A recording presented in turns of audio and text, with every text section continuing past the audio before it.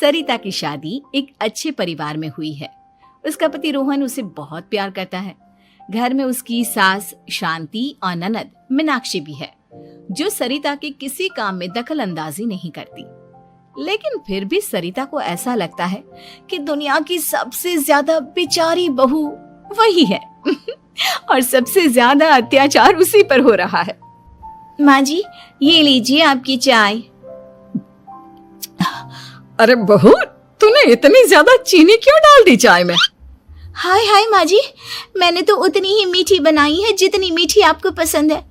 माँ जी, आपको तो मेरे हाथ की चाय अच्छी ही नहीं लगती।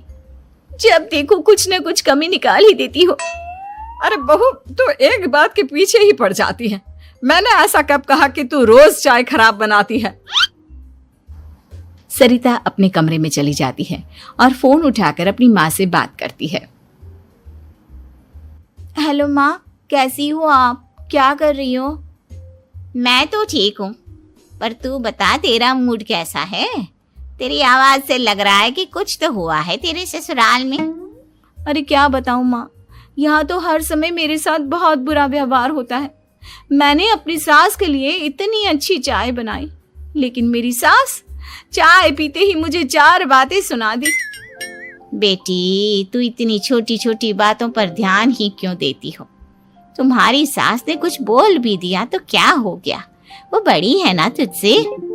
माँ ने इतना समझाया, लेकिन इस बात का सरिता पर कोई असर नहीं हुआ। अपनी बेचारी बहू की छवि वो बदलना ही नहीं चाहती।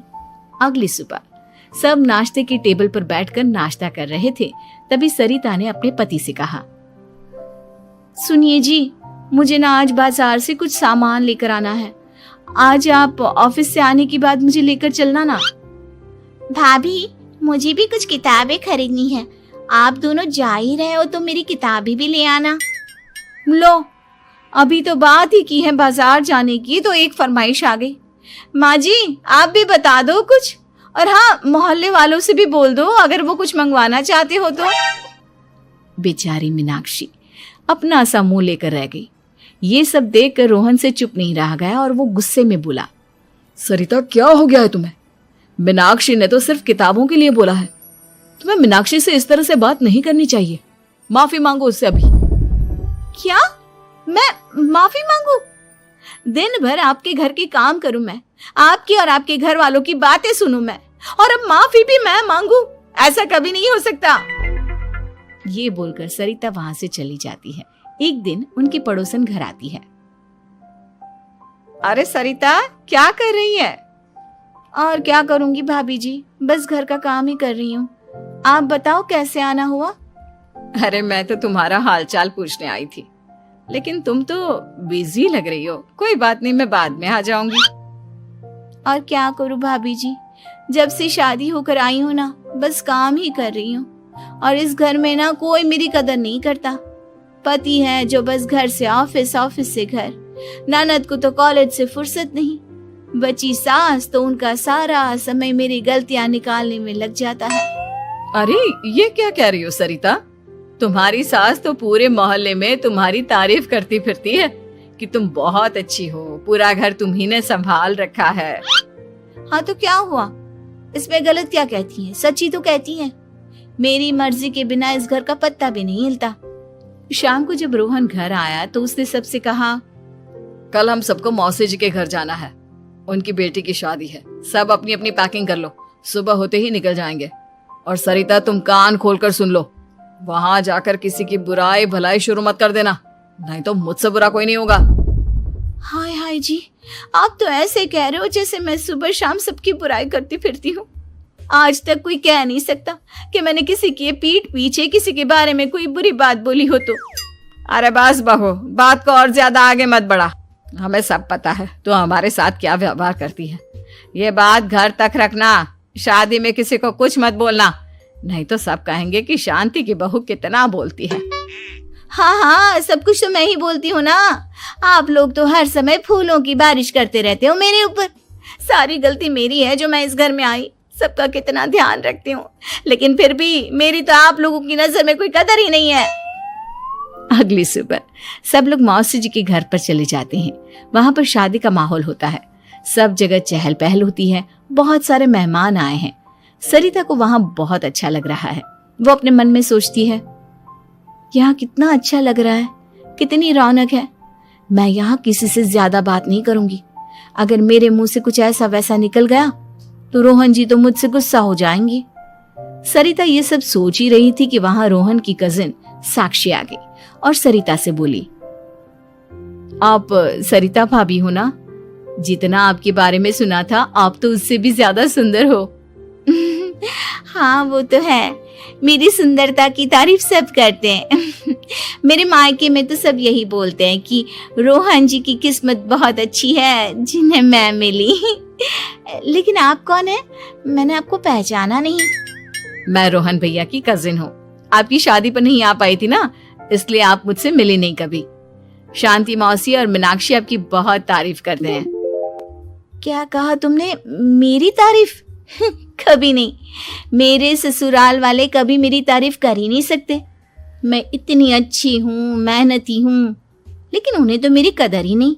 सारा दिन घर का काम करती हूँ, फिर भी मेरी सास ना मुझे सुनाती रहती है, और पति भी मेरी सास की साइड लेते हैं। ना कभी बाहर ले जाते हैं, ना कहीं घुमाने। अगर घुमाने के लिए कभी बोल भी देना तो उनकी बहन बीच में आ जाती है। मैं कैसे रह रही हूँ उस घर में, ये मैं ही जानती हूँ। सरिता की ये बातें सुनकर साक्षी को बड़ी हैरानी हुई।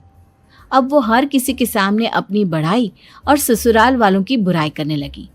रोहन और शांति को सरिता पर बहुत गुस्सा आया, लेकिन वो चुप रहे।